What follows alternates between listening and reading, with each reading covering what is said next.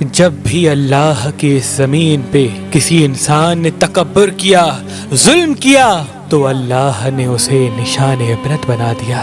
تو ویسے ہی حضرت موسیٰ علیہ السلام کے زمانے میں قوم قبط و عمالق سے جو مصر کا بادشاہ بنا، جس کا نام ولید بن مصعب بن ریام تھا، جس کو پوری دنیا فرعون کے نام سے یاد کرتی ہے، وہ انسانوں پہ ظلم کرتا تھا اور جو لوگ غریب تھے ان کا حق کھاتا تھا، ان سے سخت مزدوریاں اور کم اجرت دیتا تھا، اور جو انسان اس کا غلام نہیں بنتا تھا اس کو قتل کر دیتا تھا۔ تبھی اللہ نے اپنے نبی موسیٰ علیہ السلام کو حکم دیا کہ اے موسیٰ، فرعون تک میرا پیغام پہنچاؤ کہ وہ انسانوں پہ ظلم نہ کرے، ورنہ اللہ کا عذاب ان کو لے ڈوبے گا۔ جب اللہ کے نبی نے اللہ کا پیغام فرعون کو دیا تو وہ مذاق اڑانے لگا اور کہنے لگا یہاں کا خدا میں ہوں اور میں کسی کے حکم کو نہیں مانتا۔ تو بس اللہ اپنی نشانیاں حضرت موسیٰ علیہ السلام کے توسط سے دکھاتا رہا،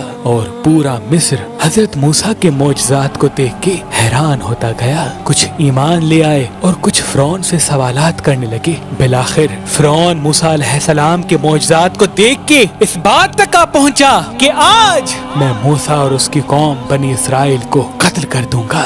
اللہ نے اپنے نبی موسیٰ علیہ السلام تک پیغام پہنچایا کہ اے موسیٰ، رات میں اپنی قوم کو لے کے اس شہر سے نکل جا۔ تو یوں حضرت موسیٰ علیہ السلام اپنی قوم بنی اسرائیل کو لے کے وہاں سے جانے لگے۔ اس بات کا علم جب فرعون کو ہوا تو وہ غضبناک ہو کے کہنے لگا کچھ بھی ہو جائے، موسیٰ اور اس کے ساتھیوں کو میں قتل کر کے ہی چھوڑوں گا۔ وہ اپنے جاہو جلال کے ساتھ بنی اسرائیل کو ڈھونڈنے لگا۔ بس آگے آگے اللہ کا نبی موسیٰ اپنی قوم کے ساتھ اور پیچھے پیچھے فرعون کا لشکر ان کو مارنے کے لیے آتا رہا۔ بالآخر بنی اسرائیل دریا تک پہنچے اور فرعون کا لشکر پیچھا کرتے کرتے ان کو دیکھنے لگا۔ جب بنی اسرائیل نے فرعون کے لشکر کو دیکھا تو حضرت موسیٰ سے کہنے لگے اے موسیٰ، تو نے ہمیں کہاں پھنسا دیا؟ اب پیچھے فرعون کا لشکر ہمیں مارنا چاہتا ہے اور آگے یہ دریا ہے۔ اللہ کے نبی حضرت موسیٰ علیہ السلام فرمانے لگے اے لوگو، گھبراؤ نہیں، اللہ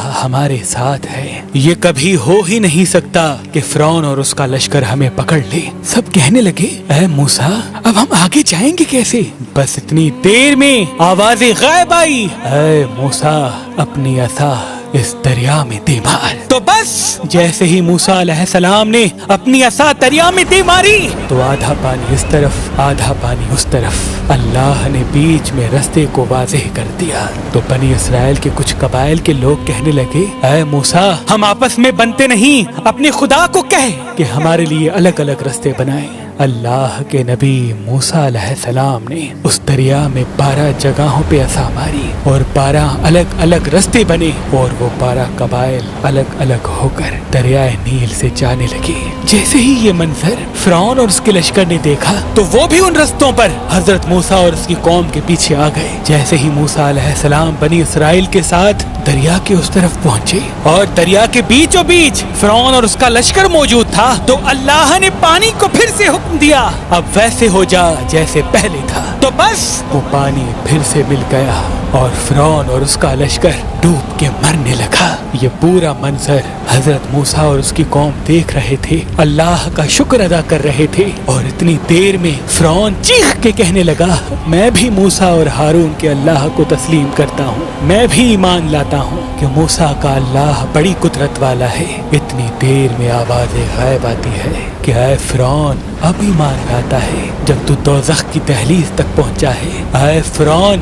ہم تیرے تکبر اور تیری لاش کو آنے والے لوگوں کے لیے نشان عبرت بنائیں گے، تاکہ ہر انسان یہ جان لے کہ زمین پہ انسان کو تکبر راس نہیں آتا۔ آج بھی اللہ نے فرعون کی لاش کو نشان عبرت بنا کے رکھا ہے۔ بے شک جس انسان نے تکبر کیا، انسانوں پہ ظلم کیا، وہ اللہ کی رحمت سے دور ہو کر دوزخ تک پہنچ جاتا ہے۔